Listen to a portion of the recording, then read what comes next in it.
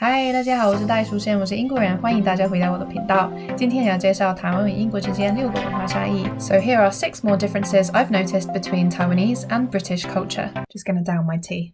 And the first thing is clothes. In comparison to Taiwanese people, British people don't wear many clothes. A lot of Taiwanese people notice this when they come to England. They're like, why is everyone like half naked? Just on a day-to-day basis, it doesn't need to be that hot for British people to really take off their clothes. It goes for both genders, men and women. Things like short sleeve tops, short shorts, a short skirt. And I don't know why, I don't know where this came from. It's just a habit. We are used to not wearing as many clothes. Like we won't take a coat outside unless we really need it, unless it's like windy or rainy. In Taiwan, it's like 30 degrees plus. It's super, super hot, but people are still dressed relatively conservatively. On the other hand, in England, slightest bit of sun, you're going to see some skin. So after living in Taiwan for about half a year, I did start to adjust the way I dress. I don't want to feel different, so I started to wear more clothes. And then that meant that when I came back to England, I dressed more conservatively compared to a lot of people. The second cultural difference is tanning. So any Taiwanese people who have lived in the UK have probably noticed that there's a lot of orange people around.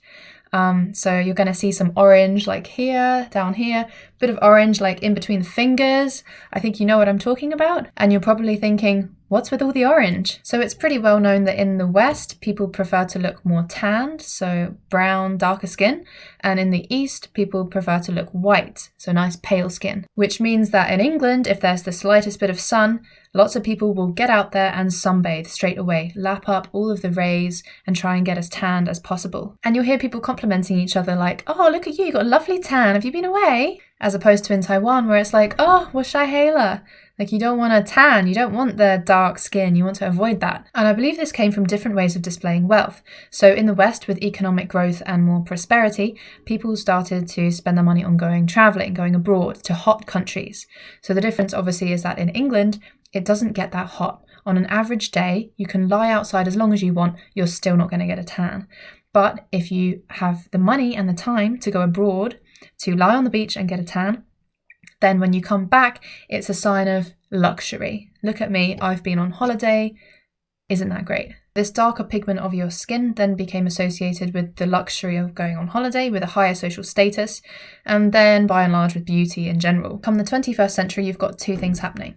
The first thing is research showing that sunbathing can cause skin cancer. The second thing is technology in the beauty industry to create products that achieve a similar effect to having a suntan. And there's all kinds of them. I mean, you've probably seen in the shops, products that you can put on your skin and leave overnight, products you can put directly onto your face that will make you look brown, that's called bronzer, self-tan lotion, self-tanning spray, like so many different kinds and different ways that you can achieve this brown or orange look. And I'll be honest with you, we're not supposed to look orange. There are 2 things that cause this orange look, and this might sound really obvious, but the first thing is the quality of the product. So cheaper products tend to have more of an orangey tint to them.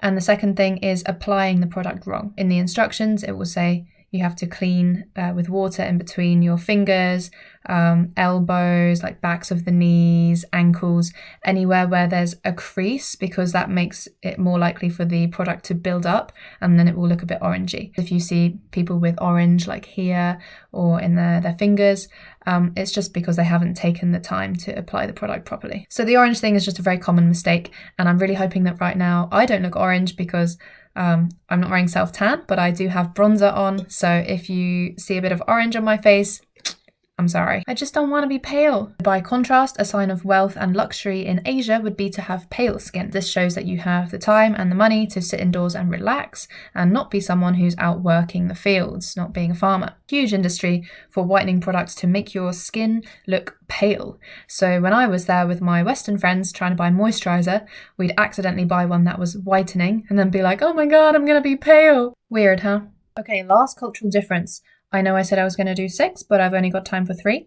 So here we go. The third cultural difference is accents and class. So as far as I understand, in Taiwan, you can't necessarily tell how much money someone has or where they went to school just from the way they speak. But in England, there are accents associated with different classes. There is such thing as the public school accent. So public school means private school. And if you think of someone like Boris Johnson, he speaks terribly, terribly poshly. because he's been to private school. This isn't to say that you can always tell 100% if someone has or hasn't been to private school, but sometimes you can have a pretty good guess. For me, I think some people think I have a relatively posh accent. They might think that I went to private school. I did not, however. I went to state school. The reason why I might sound like I have a slightly posher accent is probably because my dad's side of the family was more posh. So my grandma, for example, would say things like, "Oh, isn't that marvellous, dear? Simply marvellous." So in England, it's easier for assumptions to be made about people based purely on the way they speak. And this goes back to the history of inequality and the class system in this country. So that is all for my cultural differences for today. Like I say, I have many more that I'd like to introduce in future videos, but today I have run out of time, so just 3 cultural differences today.